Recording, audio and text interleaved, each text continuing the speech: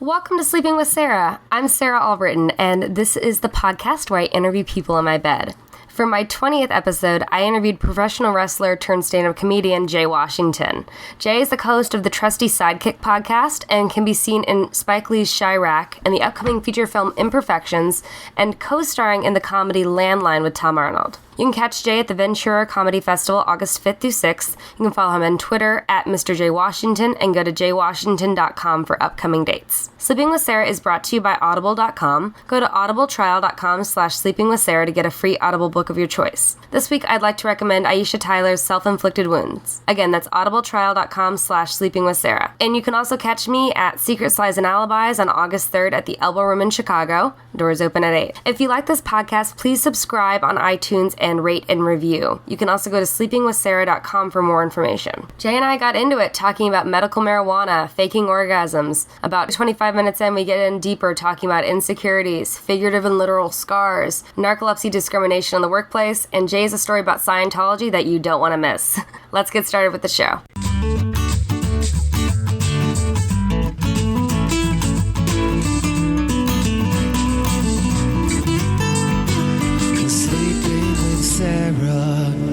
Welcome to Sleeping with Sarah. I'm Sarah Albritton, and this is my guest, Jay Washington. This is so cool and awkward at the same time. And I'm doing this recording in a white woman's bed, and we're just talking. This is just y'all know. As a black man, this is like a dream come true, but as a black man, this is still like, what the fuck is going on? So there's video recording of this, so just in case shit goes wrong, it was on the GoPro, it's audio recorded. I was just fucking here, okay? I was just here, then I wiped every goddamn thing down afterwards. That's cute. How'd you sleep last night, Jay? I don't. Well, no, actually, I did. I slept so fucking long. My alarm didn't go off on my phone, and I was supposed to do a radio interview this morning. Oh. And I missed my radio interview, and I texted my buddy who was a contact at the radio station. I was like, dog, my phone did not go off. I just looked, because I was hanging out with the cast from the movie. They did a mid-rap party. So we all were hanging out. A mid-rap party? Yeah, they wanted to do that. So I was like, whatever. And like people came through with several fifths of tequila. I was like, out of all the shit you come through with, I was like, tequila. And I was like, somebody's taking me back to my hotel. So all of us who are staying in hotels, we just called one Uber back to everybody's hotels and did that. So, but I slept. So you did you did tequila shots last night? No, I did tequila straight from the fucking bottle. It wasn't even shots. Was it good tequila? It was Cuervo. And I was like, why am I doing this to my soul? I hate myself now. Oh, man. It's about being able to bounce back. I went to Cabo once for 4 days with a group of girlfriends, and we calculated that over the 4 days, we each probably had 3 bottles of tequila each or something. Like, it was ridiculous. Like, because it was all inclusive. So you just take shot after shot after shot. Fuck off. Listen, I have drank so much since I've been back in Chicago since last Sunday. I'm going to detox for about 3 weeks. Yeah, when you get back to LA? Oh my God, yes. Like, I'm going back. I'm literally going to be everything I talked about. I'm eating all green vegetables and green food. Are you serious? So, just for at least 3 weeks. Just to clean my system out of my soul. Because I've just been drinking. It's like, the beautiful thing is, when you're out, when you're a guest in town, people want to take you out. That's fine. But also, when you do shows and you're funny, people are like, let me buy you a drink. And me, my dumb ass is like, I ain't gotta drive. Yeah. So I'm taking drinks out of drinks. Then like 20 minutes later, I'm like, I gotta walk. And I can't walk. So. And like someone that, like, I mean, have you ever like gotten so drunk like you fall over and so like it just... No, absolutely not. Okay. No, I won't fall over in public. Let me say that, in public. Mm-hmm. When I get back to either my home or wherever I'm at, I'll fall over there. Because anybody will see me there. Who the fuck's gonna judge me? I just think it'd be intimidating because, I mean, you know, like being a bigger guy, I like to fall down, you know. Like a big black dude falls. First of all, I'd be on TMZ or World Star so fast. I want to go on TMZ and World Star for some good shit. Well, you never go on TMZ for nothing good.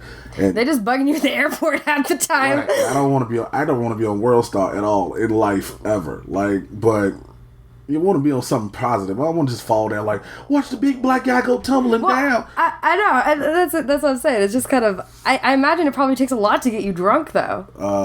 Depends. It depends. Depends on how long it's been since I've drank. Like, if I've been drinking for a while and I developed a tolerance again, it'll take me a minute. But if I haven't drinking a while, I can have something simple. I'll be like, Oh shit. Okay, so how are you? I'm fine. I'm doing well. So. Yeah. Oh man, I used to drink a lot more than I do. I've been a lot healthier in the last couple of years. Man. Switched from drinking to smoking a little weed more. Because I used to be friends with a girl who her and her husband owned a bar that was like 3 blocks from here. Oh. So we would just go, and every time, like every 5 minutes, it'd be like, oh, here's a shot, like I would do this, and like I haven't changed that much in size. I would do like 15 shots on a night, and I still wouldn't be like passed out drunk, like yeah, I would. You're so used to it. I was so used to it. I built up such a tolerance, and I was like, man, I can't believe I've run into bartenders that used to work there before at other bars, and they're like, hey, so you want some shots? I'm like, calm down. I've grown up a little. Being now, I started smoking weed. Weed has become my nerve medication. Like, I don't just get high to get high. Like, if my anxiety is up and I'm just frustrated, I just holler at one of my buddies. I smoke a little weed. Do you do any medical marijuana? I'm in LA. Of course, there's medical. I'm in LA, so I didn't. What was it? White Widow. This is weed that makes you so creative after you smoke it. Are you serious? So it's like you smoke it and you're up, and in your mind it's just like, let me do all these interesting things I've wanted to do. I smoked some weed one day, some White Widow weed, I think that's what it's called.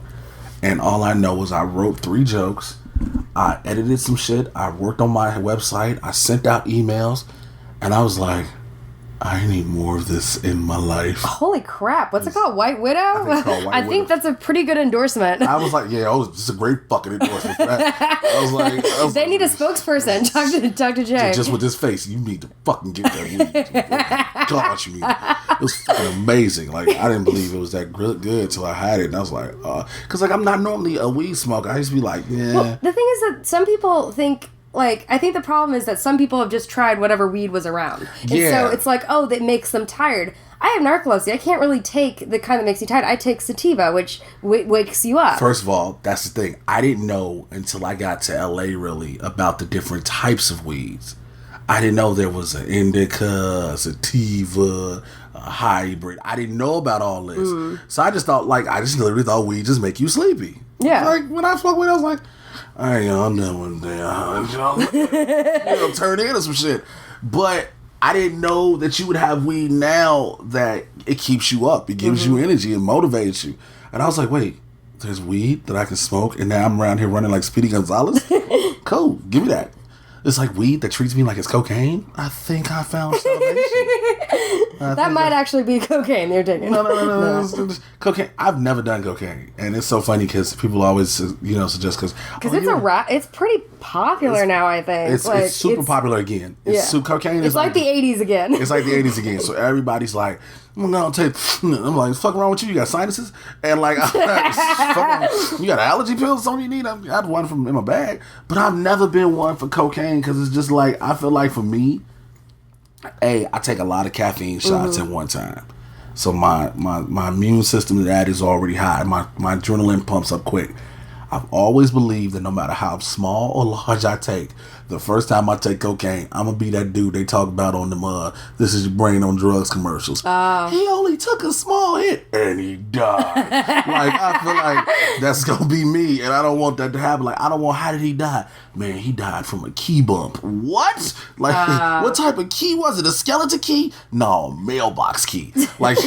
He died from a padlock key of cocaine. Shit. I've never done it, so. I have, but the thing is, I'm on, what I take to stay awake is Ritalin, which is legal cocaine. Yeah, I got a joke about that. So it's it's very similar. So cocaine doesn't really do that much. I've tried it twice. Who fucks that? I'm on legal cocaine, so the real cocaine, that ain't shit. Step your coke game up. Exactly. I was joking, it's so much easier to find. It's easier for me to get a hold of actual cocaine than it is to get a prescription, which is kind of fucked up. Yeah, it is. You know how easy I can make a phone call or a text message? Yeah. And be like, yo, I need something to go skiing. Yeah. For somebody.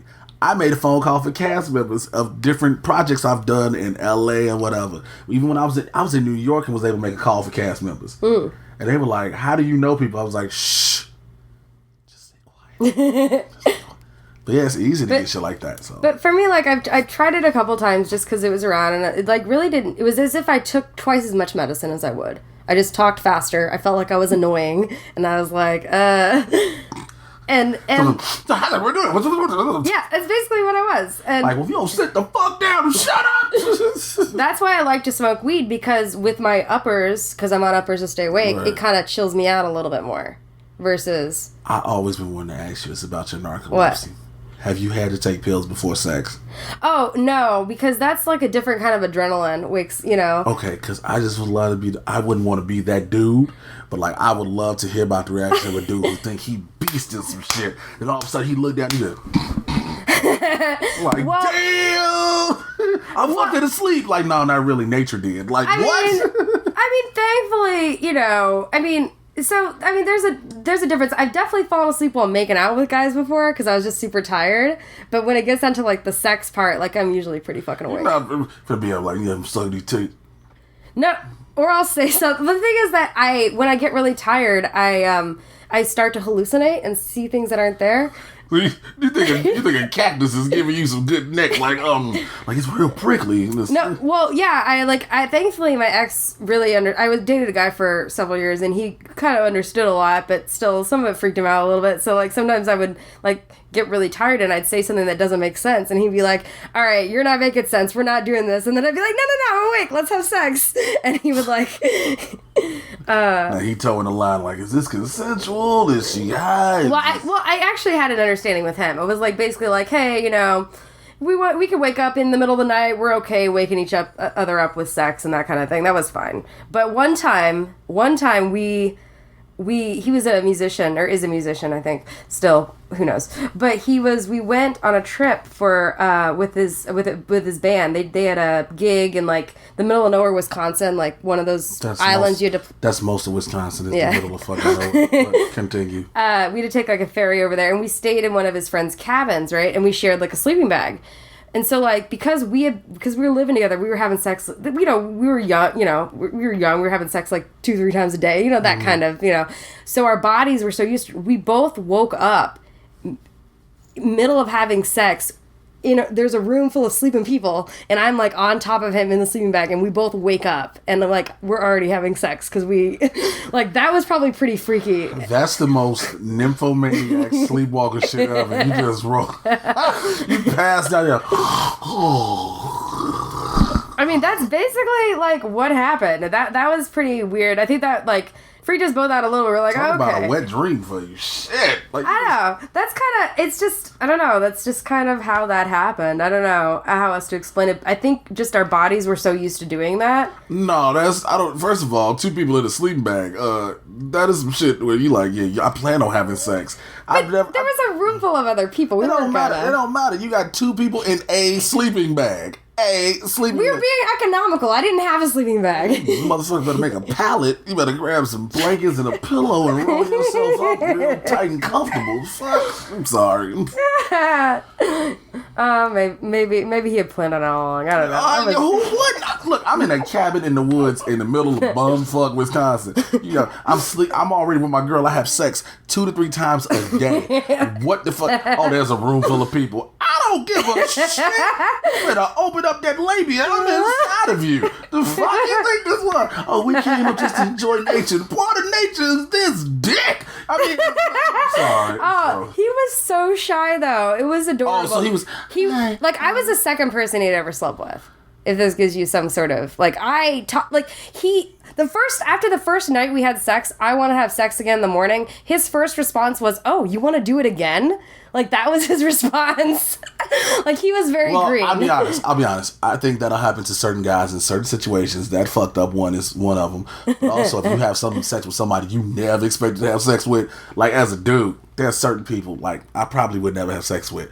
But if I did, and they say, "Well, let's go again," I was like, "Oh, really? You want to do it again? Oh, gee, golly whiz!" First of all, you'll get your lame ass off, and I'll be like, "Well, listen, ma'am."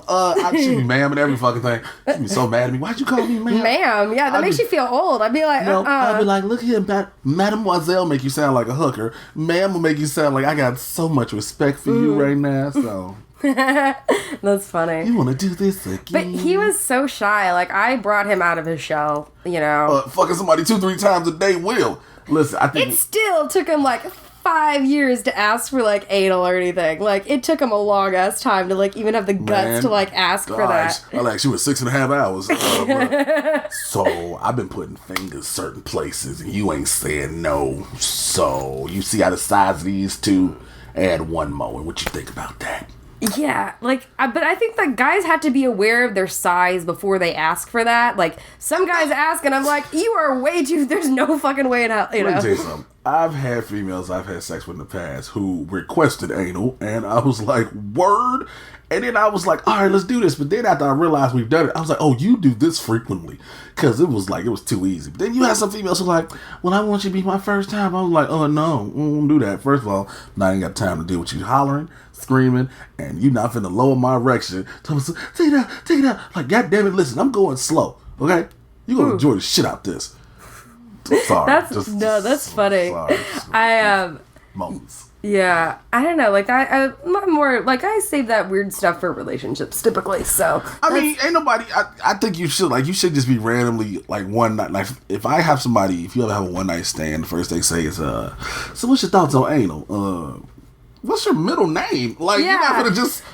I think I always get thrown off. I think that guys during one night stands think, oh, it's a one night stand. I might as well just ask for this weird thing I've been wanting to try. And it's like, dude, like, you shouldn't just ask a stranger to do something. Here's my thing, and this is where it comes from. Most times in a one night stand, it starts out with somebody giving head, regardless. So you like, if we did that, what else we gonna do?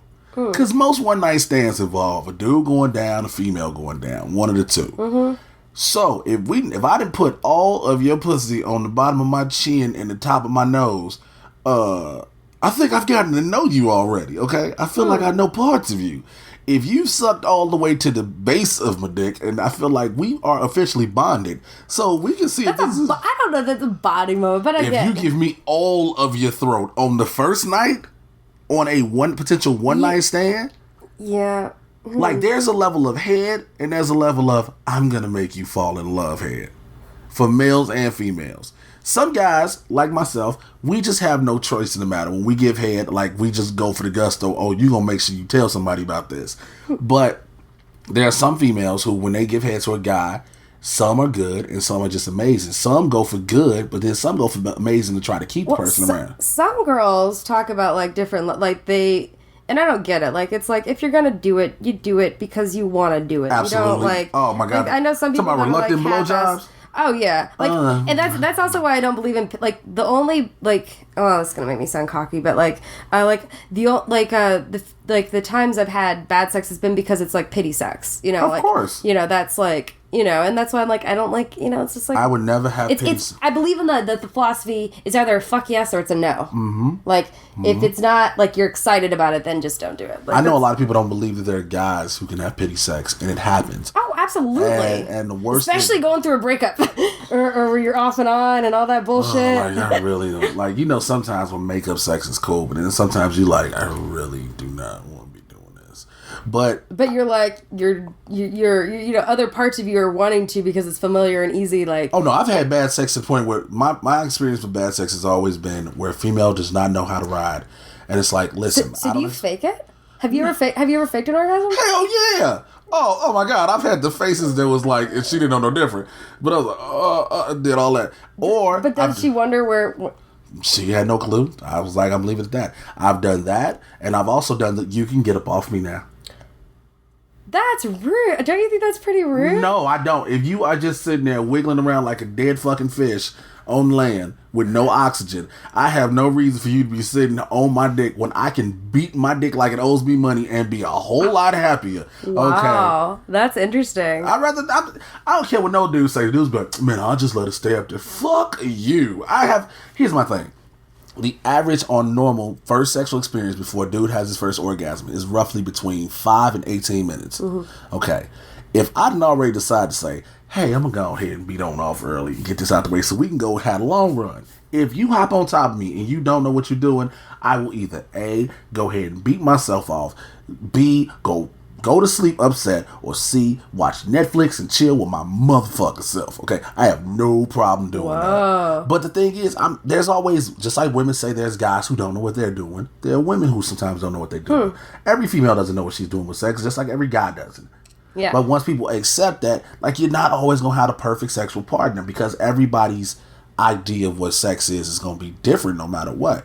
If you with somebody, like a one night stand, you just hoping for the best. Yeah. You just sit there like you. I don't usually do so. Like it's weird. I've had one night stands with girls. I don't usually have one night stands with guys. So like that's Tell me more. What? Well, I mean, I've actually worked on I don't know why I feel more comfortable with girls. Maybe it's because we're the same gender, or I feel safer or something. But with guys, it's like I've had times where I've hooked up with someone once, but it's like I knew them as a friend for like a year first, you know? So it was a build-up. Yeah, so I've had like, it's either I knew somebody or like we hooked up again. You know, I've never been like a one-night stand person, like, especially if it's someone I'm interested in, and then I'll just wait longer than normal if I really like them. Okay, so break this down. I like anticipation. Okay. Here's my thing, and this is something that's been asked many times before from males and females' perspective. You wait. You anticipate. For what? What if it's bad? Oh, no. I can tell. If you kiss somebody, make out with them, you can tell if there's heat or not. Okay. Fair enough. Like, it's not like I'm just like... I hate horrible females that can't kiss. I swear to God. Yeah. If you can't, oh my God. So it's like, I think you can tell. Usually, I mean, if I'm being courted properly, I guess, which doesn't happen much anymore, but I like it when it is. You know, where you go out on a couple dates or something, then maybe like after this, first or second date, I'll kiss you, and then like the next date you make out, the next date you like make out a lot, then the next time I want to have sex, or maybe like fourth or fifth date sex. But I mean, it depends. You must haven't seen my face when you said this. Why is that too? I'm gonna tell you why.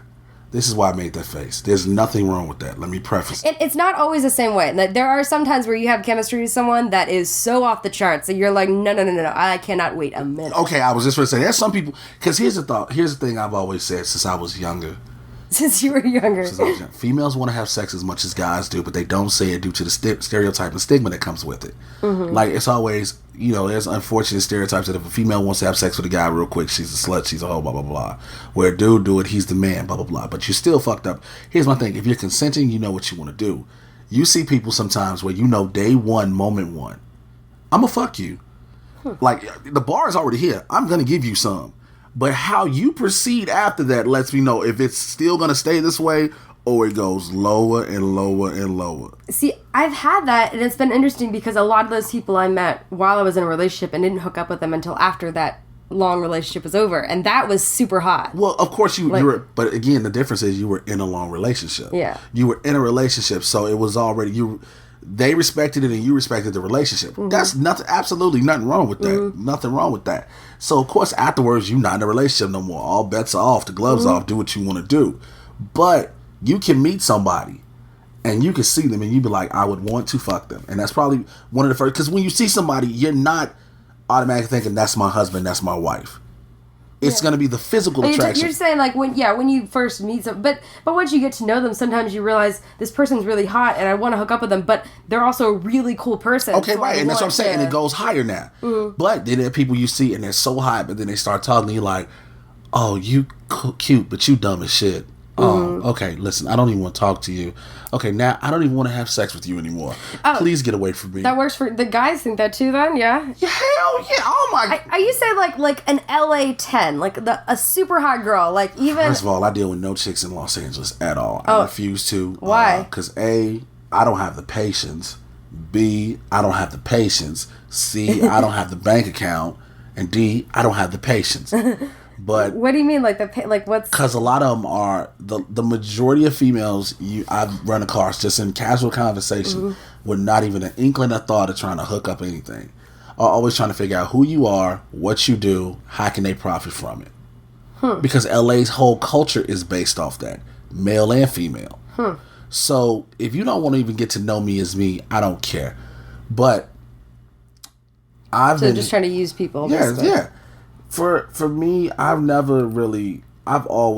flirt. That's just a natural thing I do, but I've never taken anything with anybody seriously because here's a secret. I've never considered myself attractive on any level, no matter what I've done ever in life. Oh. Never do. So I never take anything seriously, so I never expect anything to come from it. So I'll flirt and I'll bullshit, and I'll just leave it at that, because I never expect anything. I never expect anything. Like, a lot of my buddies are like, dude, you're supposed to believe it's going to happen. I was like, it's never happened in the times I've seen, so I never expect it to happen. But I know if I have a conversation with somebody, I've had a person like, hey, I want to talk to you. Mm-hmm. You cool. I would like, first thing is, I like to have sex with you, blah, blah, blah. It's the physical attraction. Yeah. But I'm getting to talk to you, to get to know you. Then I'm like, oh, I can't even hold a general conversation with you on a certain level because, A, you're not on that level to talk. Now, I'm not just going to bash you. What do you mean on the, like, just like an idiot? Or? Yeah, that's what I'm saying. I'm not just going to bash you because you don't know what I know or something like that. But, like, your general knowledge is just so low. It's fucking ridiculous. So it's not just about anything specific. Like, if you're like, hey, talk about sports teams, and she doesn't know. Right, that's not, no, because everybody isn't into sports. And I'm fine with that. I mean, if a guy doesn't want to deal with a female because she's not into sports, he's an asshole, plain and simple. Yeah. Because every female isn't into sports, just like every guy isn't into sports sometimes. I know females who are into sport. I got a couple of female friends, good friends, who they were with a guy they had to leave with because she was like, how the fuck he don't know about baseball or football or basketball? I was like, every dude don't. Yeah. But I just, you'll see people like that, but I never really, the odds of me approaching somebody on any level like that is like real low. Yeah, I'm an extrovert for what I do. I'm a stand-up comedian. I'm an actor, radio personality, blah, blah, blah, blah. I do all that, and I'm all out in the world, and people just see me as this lively person. But low-key, I'm really shy. I'm really kept to myself, and I have a very low... Man, this camera over me like this right here is like, what should I have a hat on? I should have sworn I should have brought a nightcap. But believe me, the bird's eye view makes everyone look better. That's why I was like, oh, birds, if I'm going to do one, I don't, Everybody but me. Oh, come on. I'm serious. But that's legit how I've always felt about myself. Always. I even get it. I feel like the way you're describing it's like a lot of women describe themselves like that they always like grow up feeling like not attractive and like here's the thing I've learned, and I've heard that too. This is the biggest and craziest difference. There will always be somebody attracted to a female in this world. Always. No matter how she looks. It may not be the hottest guy, quote unquote. It may not be the most successful guy, but there's always going to be somebody that wants them. I've never been that person that's ever said there's always going to be somebody that wants me, because I've always just been like, nah. I saw my past has been. Did that come from like as a child? Yeah, in high school? burned. Like, this came from getting burned at 2 years old, pulling boiling water off my head. Okay, this burn here. Wow. You don't really see it now. Yeah, I've never noticed that before. Because I shaved my head. I pulled this on my head at 2. This covered the majority of my face and down to my shoulder. Wait, say it again? I pulled boiling water off the stove, and this used to come all the way down to here and come all the way down to my arm here. Till when? As I got older. As I got older, it got smaller. So as I got older, like how many years? I'm 35 now, so started about maybe 18. 18 it started to get less? 18 it was noticeably less. Wow. As I was older, it was so much bigger on my head.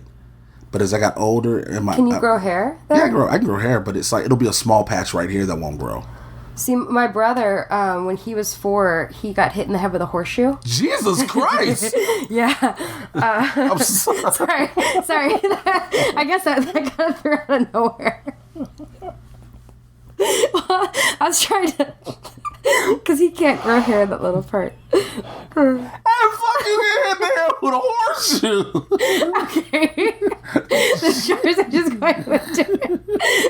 just going in a different direction. I thought you were saying I burned hit there with a horseshoe. The fuck? Damn. All right, go ahead. So, my mom has family in southern Illinois. Okay. They own horses. No, they don't own horses. Oh, I really want to hear this shit. Oh. Well, we used to... They have this, like, cabin out by what we call the river. This is, like, country. This is country, okay. You know? We go out, and there's a big group of people that we just go out, hang out, drink beer all day, like, fish, do silly shit, you know? And they had this thing where they play horseshoes, right? And my brother, the kids were just running around there. You know, they didn't really, we got to ride four-wheelers and stuff like that. And my brother was running around, and apparently he ran right as somebody was, like, throwing horseshoes, and he got hit in the head. So then they had to go to the hospital. It was, like, back of the head, like, right here. You go to the hospital, like, sew it up and stuff. I mean, mostly... Did it sound like something from the Three Stooges? They bing, I wasn't. I was old enough to remember, but I don't remember that at all. Like, but I know that must have been terrifying because they were out in the middle of nowhere, so it took him like 20 minutes to get to a hospital. Like, how scary is that? Yeah. But he did, like, his hair would cover it up except for like this little part. One time he got it buzzed, and the girl dropped the razor like on the part that his scar showed.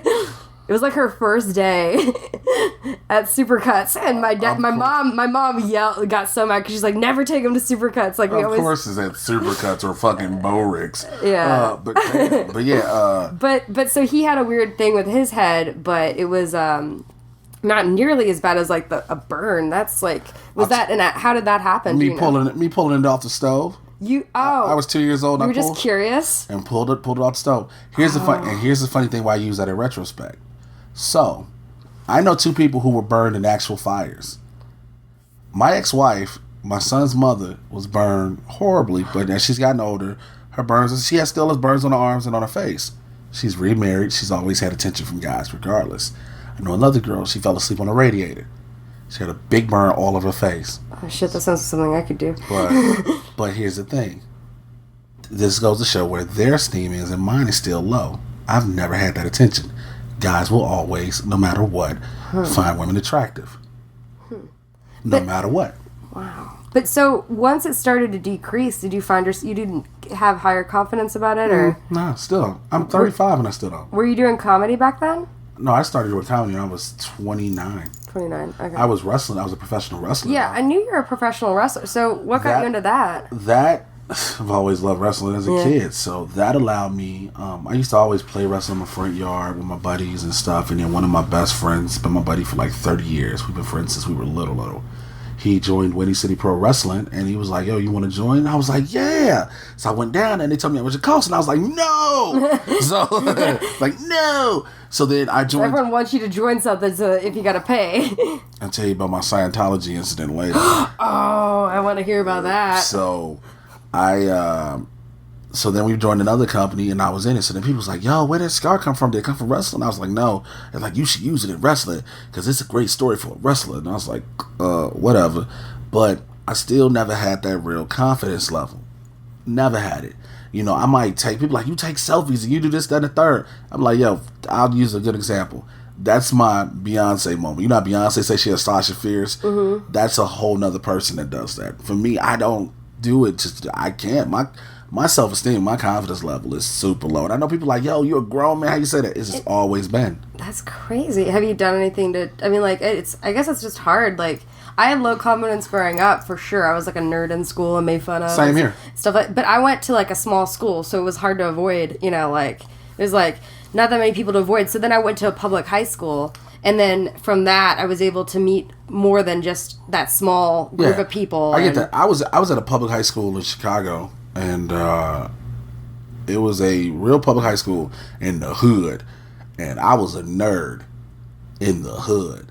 But I was. Were you bigger nerd? Like, were you still like? Were you? I mean, in terms of like size, no. Like, were you like I was tiny? Small. Really? Hella small to my junior year of high school. So did you have to build up, like, slowly build up the muscle for the wrestling? Mm-hmm. Is that what just? I slowly started working out. I didn't even build up until after I got like my third, fourth year in wrestling. I got tired of being so small. Wow, I can't imagine. Sorry, I can't imagine you as small. A lot of people don't. I'm like, I couldn't, you know. A lot of people like, "You were fucking small." I was like, way smaller. I was a nerd, and I was talked about in high school, but one of the things I've always had is a quick wit. Mm-hmm. So I was able to come back. So I would get talked about, but then I would be able to come back. And I was the type of person, when I start talking shit, I talk so much to the point where you want to fight. Because I'll keep going. I have no, like, if you push me, my backfire is, my fire back is just so much. Yeah. There's no, it's relentless.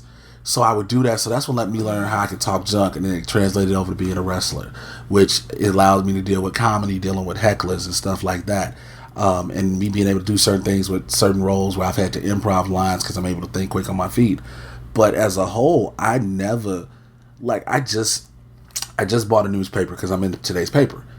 And there's a picture of me from one of the scenes of the movie that I'm filming. See, I got a real celebrity, guys. See? I'm just the dude that happens to be in a white woman's bed. But I looked at the picture, and I hated the picture because of me. Oh. Yeah. You should think that way. I bought it. Now, I bought the paper. Yeah, I know. It's just. I think the thing is for me, I feel like everyone looks better when they smile. You know. I thought that too. I used to think that too. That's why I'm always smiling in pictures. Yeah. And to me, I just don't like it. Oh. I know it's so sad. Let's change the subject because everybody's like, "What the fuck is wrong with him?" Like people are surprised though. I tell people that they're like, you can talk about it, but how does it not change? I guess it's a way I've been for so long and something I've dealt with. It's like when you've been told something, or when you think, or when you're telling yourself for something all your life. You hear it all the time. Well, yeah, and I still hear that I'm ugly, so I'm like, it doesn't help. In middle school, I used to get told all the time, and like I was ugly and stupid. And the thing is that I was smart, and I was actually pretty good looking if I had just brushed my damn hair, you know, like, like stuff like that. Like, but you're stupid and you believe it. And in grammar school, I was called Burnt Biscuit. J Washing Machine, Little Dark Crispy. Those are some of the names that still resonate with me to this day. Oh man! So those, and that carried over into high school. Again, high school in the hood, where I got talked about first, and then I started firing back. But yeah. See, I didn't actually have like much confidence to fire back like back then. Like I would just kind of just like ignore it or deal with other people or whatever. And I'm still not good with insults. I don't think I could ever do like I'm not very good with like insulting people or shit. Like the thing is I think it's like if I got pushed enough, then I could insult somebody, but I'd say something that would like make you cry. Like that was the point. It's like get to the point. But like I don't think I could do it in a way that would like. I don't know, like, I think I can do it to a point, but, like, it's, like, playful comedic, but I don't think I could just, like, straight up just continually insult people. It's so funny, because that's funny, because there's this thing, they're starting to film it, they're filming it here, it's called Roast Battle. I've been to the one in L.A. Okay. So, this one dude, there's a couple people who said, yo, you should do a roast battle. I kept telling them, no. They were like, why do you want to do a roast battle? I said, because you're going to cry.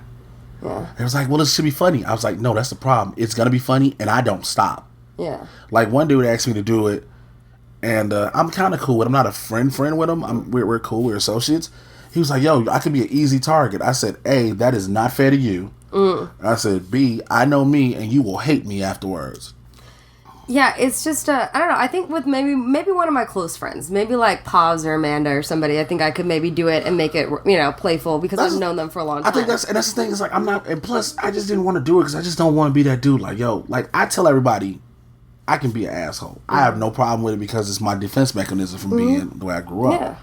But I have no problem telling that. But I don't want people like, yo, he is just that mean. Like, I will go for everything and I don't care. Like, I don't try to be nice when I'm doing something like that.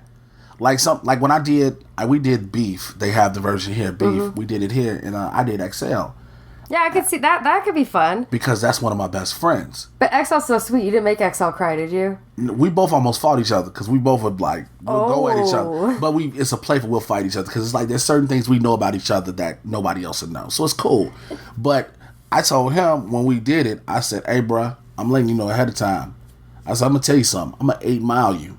He was like, what do you mean? I said, I'm going to say every goddamn thing about myself first with confidence. Damn. And then go see what you got after that. Wow. And then he was like, oh, you an asshole. I said, you already know. But, again, I just don't. Who won? He did. Because it was a bunch of comics in the audience. And first thing he said was, have him call Wesley Snipes. Because this was after I did Chirac. I think I saw that. Yeah. I think I was there. I was there that night. Yeah. I was like, oh, you comics just want to run with them. You kiss my ass. Yeah, he repeated that like a couple times. Like a couple of times. Yeah. So, I remember because he kept saying that. I was like, okay. That's all he had. Go on to the next thing. That was all he had. So I love XL, but like I was like, you could be. You go. But I 8 Miled him. So once you 8 Mile somebody, and for those who don't know what 8 Mile means, if you remember the movie 8 Mile, when Eminem dropped the whole bars, saying everything that was wrong about him. And then said, go ahead and tell them something they don't already know about me. It's like the mom spaghetti line. Yeah. That shit. It's like, yo, it's like, my friend Cheddar Bob shot himself, blah, blah, blah. You say all that, and everybody like, what you got now? Yeah. You got to pull out something from the deepest recesses. Mm-hmm. But yeah, it's just, that's how I always been. Like, people be like, I know how where comics hang out, and they're like, yo, such and such, you should go talk to them. I'm like, nah, I'm good. Mm-hmm. Or I'll be at a bar or a bar at a party, whatever, and my buddies be like, yo, you should talk to her. I'm like, nah, I'm straight. So you're just more to yourself. pretty much, unless I'm real, I always tell myself, people don't. I think a lot more comics are than people think, because just because we perform in front of a lot of people are like, oh, you must be like really outgoing all the time. I personally am an outgoing person, but I know a lot of comics that aren't, that are shy. Because I'm outgoing when I have to be. Like, sometimes I'll hang out just so I don't like to. So it's not outgoing. I don't like to be alone. It's a weird thing. I don't either. That's why we're roommates. I don't like to be alone. And people are like, well, how can you learn to love yourself if you don't like being alone? I said, I've done it before. That's how I know I don't like being alone. I've been by myself. I've had the point where there was nobody around, nobody to talk to, where there was, just me for long periods of time. And I realized I hate that shit. I'm like, I don't mind being around people, but sometimes I don't want to have to be, the person, the focal point or whatever. So I'm always just real laid back and low key. Like I said, plus I got I'm a grown man. I've argued with two of my best friends in the whole world. I've argued with them so much over why I say I have low self-esteem, and they get so mad at me. I said, look, y'all look how y'all look. I look how I look. Y'all can do what y'all do. I don't do shit. And my two best friends. I'm talking about Xavier Lamont and Bobby Hill. Say, I plugged you two assholes. But they'll always say, you should stop that shit. And I'll be like, dude, it's the truth. I just know how I am. The thing is, it's hard because you have, like I said, I've got a lot of girlfriends. And for a while, I was that way. Motherfucking right? Amazing. Man. Man, I need to get myself a pillow sponsor, right? Shit. I'm not going to say what kind of pillow it is, just because it's a good pillow. It's a great fucking pillow. Nice and comfortable. Ain't no feathers in here neither, nigga. This is space polymer. So you gonna help me get a sponsor, aren't you? Shit. Listen, make sure y'all go ahead and tell her, give her some pillows. Yeah, like you should give her these good ass pillows. These ain't IKEA pillows either. These pillows you might see on a commercial during Days of Our Lives or some shit. One Life to Live. This something your Aunt Ethel will sleep on because it helped with a bursitis in her neck. As you were saying. Aunt Ethel would love these, right? Yeah, she would love the fuck out these pillows. It's comfy. The problem is, like, for me, it's interesting because I try to create something different to do in my bed than just sleep, because I feel like I'm a sleep addict sometimes. So it's like... Motherfucker, you got narcolepsy. What else would you say you are? Well, I mean... I'm sorry. Yeah, I mean, I do. I have narcolepsy, so I am like a sleep addict, Like, if I don't take my medicine, I could just sleep all day, and I try to, like... Really? Oh, yeah, absolutely. I used to do that before I knew what was going on. I would sleep, like, 18, 20 hours a day in high school. Like, yeah. Like, for real. Like, if I didn't nobody thought you was dead? Nobody? No, well, I would just sleep in class. I would sleep in every class. And because I went to a private middle school, I learned everything. In 6th, 7th, and 8th grade, I learned everything I learned in freshman and sophomore year of high school. Okay, my public school. Same here. So, I could, and sometimes when I was asleep, I could overhear what was going on. Okay. You have a sleep paralysis. Yeah. And so, I would be able to hear and know what was going on. And I was pretty smart. Like... I'm not like too my own horn, but I'm pretty quick to learn things, and I'm pretty good memory in terms of that stuff. Okay. So I would just sleep in every class. I'd like sleep in just about every class, and I would do homework for other classes in other class to try to stay awake, because I was bored. Okay. Gotcha. And I even did that in college too, and always taking notes or doing crossword puzzles or something to stay awake. Because, I don't know if I got bored. But I was a theater major, so half my classes were you were up on your feet and stuff, so.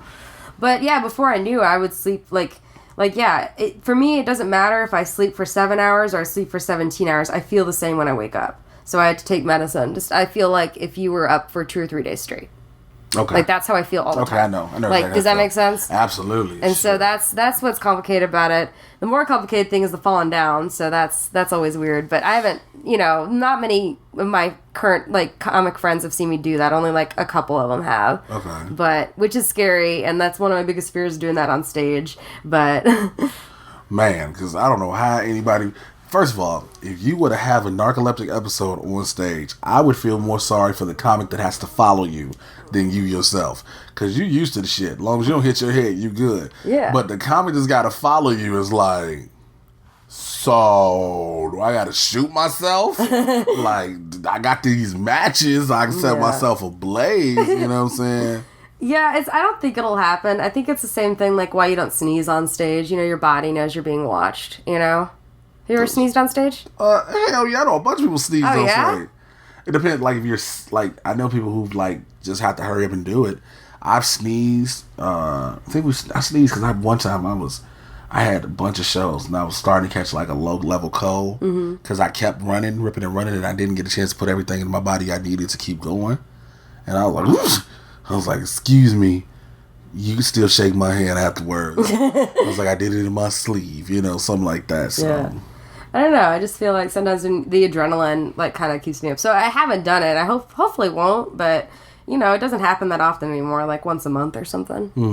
Where it used to happen like a couple of times a day in high school, so it's gotten a lot better. Oh, that's good. Yeah, so it gets better as you get older, but it's just like you got to take medicine for it and adjust your lifestyle a little bit, It's not as bad as it seems.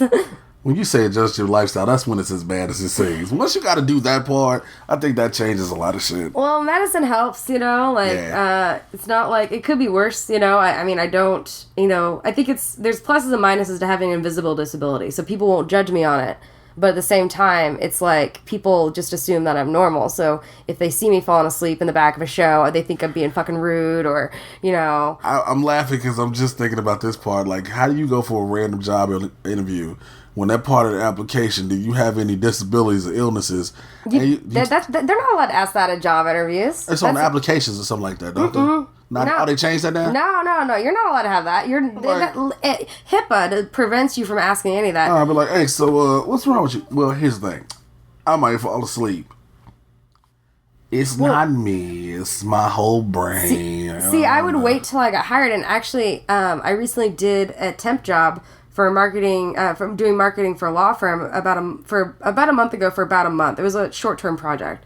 And I let the HR person know, hey, I've got narcolepsy. I let them know because they had an HR department. So I was like, and I printed off a guide from one of my narcolepsy support groups. And I was like, here's a guide to narcolepsy in the workplace and things that might happen, And I warned her, I said, I might, I usually doesn't affect me that much. But, if I'm being idle, if I'm like sitting in a meeting and I'm not participating, I might fall asleep or something. And that happened like 2 weeks in. I fell asleep during like a meeting for like 10 minutes and it was like a 40-minute meeting, but it was noticed. And she called me in and she's like, well, I know you told me about this thing, but I have to write you up for it anyways. I was like, what the fuck? I told you about this. And the most fucked up part is they're an employment law firm. Like, they hit... Wait, what? Yeah. They're an employment law firm. And that was like, what the fuck? And it's like... And I've never felt more... and at first I felt very comfortable about it, but then I just felt kind of insulted. I was like, I told you about this. I legally don't even have to tell you about this. I told you about this out of courtity, and it's been disclosed that I have this. It's it could potentially happen. And because it did happen... I'm gonna have to write you up. Yeah, I mean, the thing is that I think a lot of people think narcolepsy is like made up, or I'm like just bullshitting, or like. How did that write up look? I wish I'd fucking saved it. I should fucking. Because it's like, how do you write that down? That employees told us that she has a condition which may cause her to fall asleep sporadically. Oh, we can keep going. It's not a big deal. I was like, the fuck? Yeah. To fall asleep sporadically. Mm-hmm. But she told us this, and it was noted, but she still fell asleep, so that's why this warning. Like, if you would have got fired for some shit like that, the lawsuit would have been beautiful. Well, technically, I thought about things. I talked about, my mom thought it was bullshit, too, and I was like, I was like, hey, I told my agency I didn't want to renew, but technically I was employed by the agency and not by the company, so. Even the company, you're employed by them, but they were the ones, so whatever. Yeah, but I think it's bullshit. And now, clearly, this is my brand, so if I ever try to get other jobs, people are going to find out real quick that I have narcolepsy, so if they just Google me, So, I don't really give a fuck, it is a part of my life, and I'm not embarrassed by it, and it doesn't affect me that much. I mean, I say that. It affects me more than I admit. I'm going to be honest, getting up is a struggle every morning. It is a struggle. Wow. If I don't have a place I have to be or something I have to do, it is very hard for me to get up. That's why I've been trying to do this working out every morning, because I'm like, if I get up in the morning and I do that, then I write for an hour and then I'll, do other things. And I'm trying to schedule my life out that way, but it is hard. But yeah, it's hard because when you have an invisible disability, it's like people either don't believe you, they forget about it, or they think you're making shit up. Like, some people think... Wow. People legit, just not believe me. They're like, oh yeah, that's not a thing. Like, people have told me after shows that they thought that it was a made-up thing. Like, they didn't realize narcolepsy was real until I started talking about it. Like, what's the one I didn't think was real? I thought was made up. I thought Tourette's was made up when I was younger. Yeah. I thought Tourette's, like, you telling me there's a condition where people just randomly swear? Yeah. Like, are you fucking serious? Like, I get as a kid, but I've had adults come up to me and it's really weird because it's like, people are like, oh, you're just tired, just have coffee. Like, as if they have a solution for it. It doesn't work that way. It's not like I can just drink coffee and feel better. It's not like that, you know? I was gonna come espresso shots. You'll be alright. You'll be alright. Wait, you had to tell me about this Scientology thing. Okay. So, I was at a networking event in LA. And we were meeting a bunch of people. Because every event is a networking event in LA. This was of course it is. This was a designated networking event, though. And there were a bunch of casting directors, writers, directors, actors, actresses, everything. And I was in the VIP area, a VIP lounge area, and I met this one lady, and she's like, hey, how you doing? I'm like, I'm fine. She introduced herself. I was like, I'm Jay Washington. She was like, why does that name ring a bell? I was like, I don't know. Because I'm not one of them people that's just like, yeah, you should know me from this. I'm like, So nonetheless, she was like, what I do is I help people advance in their careers. I was like, okay, I'm Pete. My interest is Pete. Keep talking. So she was like, yeah, I help people develop in their careers and blah, blah, blah. We go further and we find different tricks and trades and whatnot. I'd like for you to come down. And I was like, cool. So she handed me her card and I looked at it and I was like, oh, this is a nice card. She said, open it. I didn't know it. I opened it and I was glitter came out. Well, fucking a bunch of lights and sounds. And it says Celebrity Center Church of Scientology. I was like, oh shit.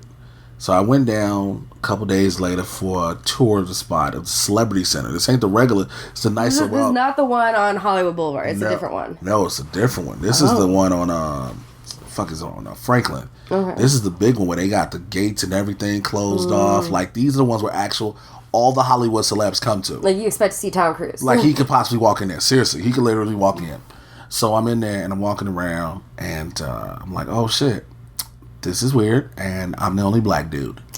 I was like, are y'all trying to recruit me or sacrifice me? I've seen Survivor with Ice-T. Damn. I know what's going to happen. Like, there's no black people. I said, maybe y'all not trying to sacrifice me. Y'all gonna try to fuck me. I've seen Eyes Wide Shut. I saw what they did to Nicole Kidman. Not about to happen to me. So I'm walking around. I see one black dude there. I was like, yo, he ain't fully been brought into the fold yet because he ain't got on the same uniform as them. Would they all wear uniforms? It's like a white shirt, black pants, and a black tie. I was like, if this ain't a fucking cult, I don't know what it is. So I go walking. The whole time they're like, yeah, so we want to test your stress levels and all this and the third. And I know I'm stressed out about shit. First of all, I'm in Hollywood by myself, no family. I got a few friends that I know. Well, yeah, okay, so this is what we're going to do. We're going to help you get your stress down. We want you to take some of these courses. What fucking courses? Brainwashing courses. So they're like, yeah, and it only cost X amount. I was like, I only don't have that money right now. So they were so persistent. Like, well, listen, how about you only pay $16? How about I don't have $16 to pay for this? Damn. Do you know, I left. I was like, listen, let me wait and see. Knowing good well I wasn't finna do shit. It's like a timeshare. It's persistent. Yeah, persistence. So I was like, I knew I wasn't finna do shit. So I was like, let me wait and see what my finances look like, blah, blah, blah, and I come back. So I got a call. Hey, you gonna come back this day? I got an audition. I can't make it. Well, look, we definitely want you to get you in here and get to do this. I was like, yo, I'm busy. If I decide to do it, I'll call y'all. The sales dude started calling me. I was like, hey, bruh, listen. At this point, I'm not doing it. He was like, did somebody say something to you about it? I was like, nah, man, but if they did, trust me, I wouldn't have to tell y'all. Like, I'm my own mind. Like, I'm not coming. Bye. And hung up. They've been trying for the longest to get me. I was like, and then one of my boys was like, yo, you should do it. I was like, why? He was like, yo, it'll help your career. I was like, bruh, people go crazy after doing that. I've heard that, like, you know, a lot of people are secret like half the celebrities you see out there, you know, are like, Scientologists. Yeah, Scientologists. They just, you know, they're not as vocal about it, but like they are, and it's like, that's crazy to think. It's so easy for them because it's almost like a celebrity religion. In a sense, there are celebrities who have actual religions. You know, they're Baptist, they're Catholic, they're Muslim, they're Jewish, whatever the case may be. But Scientology is like the acceptance of religion and science together. But nonetheless, I was like, man, this shit is a cult. I'm like, you just want people to keep to pay into these classes, this, that, and the third. Like, I ain't finna do all that. I got better things to do with money, like try to pay rent out here. Yeah. This shit's expensive. It's not that much more than Chicago, right? Sometimes it is. Yeah. It depends on where you live too, but also it don't depend on where you live. Like I stayed in North Hollywood before I moved where I'm at now. Where do you live now? I'm in Van Nuys. I'm still in the Valley area, but in North Hollywood, some people paying $1,100 for a 1-bedroom apartment that ain't no bigger than this whole bedroom. Damn. So it's unnecessarily expensive. You know what I'm saying? It's ridiculous. No, I get what you mean. Like, I don't know. Like, I think, yeah. I mean, I think about that. Like, I would just imagine it'd be so nice to just have sun every day, you know? Yeah, that's a beautiful trade-off to have sun or instant access to the beaches, because you can just go all down the west side. You can go through Santa Monica. Go hiking. You can do all that. So, I mean, there's so many beautiful things you can do, but it's just the certain things, the cost of living is ridiculous there. I mean... Not as bad in New York, though. Well, here's the thing with New York, everybody's living on top of each other, like this. You know, they're just stacked on top of each other. So that's the difference with that. So yeah. Well, we're winding down to the end, and I always ask people the same question at the end, because we talked a little bit about sleep stuff. I want to ask you what your dreams are, like your not dreams at night, but like your dreams for the future. My dreams right now are currently involving me wanting to be a main character on a sitcom. Yeah. I want to do that. I really want to be on a television show. I really want to be the main or the number one co-star in a movie. Those, because I just want to be able to do something on a big level, you know, with acting. Stand up, I just want to tour the world. Not even just the country, you know, I want to do the world. I want to go I want to go overseas. I want to, you know, go to countries that I never thought I'd ever dream. I never dream of seeing. I want to do that. I want to take the podcast that I do with Bobby, the Trusty Sidekick podcast, take that to so many different comic book conventions. Oh, yeah, that'd be great. And do live episodes of that. I want to be able to have my kids just say, Daddy, we want to go to Disneyland or Disney World. And I'm like, all right, get in the car, we're gone. We're at the airport. I want to just do those things. And I'm currently working to put all that in motion. That's great. I've been working. Yeah, you work hard. Thank you. I've been working hard for that for a while. You know, things are starting to come to fruition. You know, a few little things are happening here and there, and I'm grateful for them. But I just want to be able to keep working to the point where I can make all those things I mentioned come true. Well, awesome. Well, I hope that those things do come true for you. Thank you. I always end it with saying good night and falling asleep. Good night, everybody. I'm Sarah Albritton, and thanks for listening to Sleeping with Sarah, where I slept with Jay Washington. You can follow Jay on Twitter at Mr. J Washington and go to his website for upcoming dates, www.jwashington.com. If you like the podcast, please rate and review on iTunes and subscribe. This podcast is brought to you by audible.com. Please go to audibletrial.com/sleepingwithsarah. I'm releasing a new podcast each week. Be sure to tune in to find out who I have in bed with me next. Thanks to Josh Bryant for the music. You can also view the video on YouTube or follow me on Twitter at Sarah Albritton. Until next time, good night.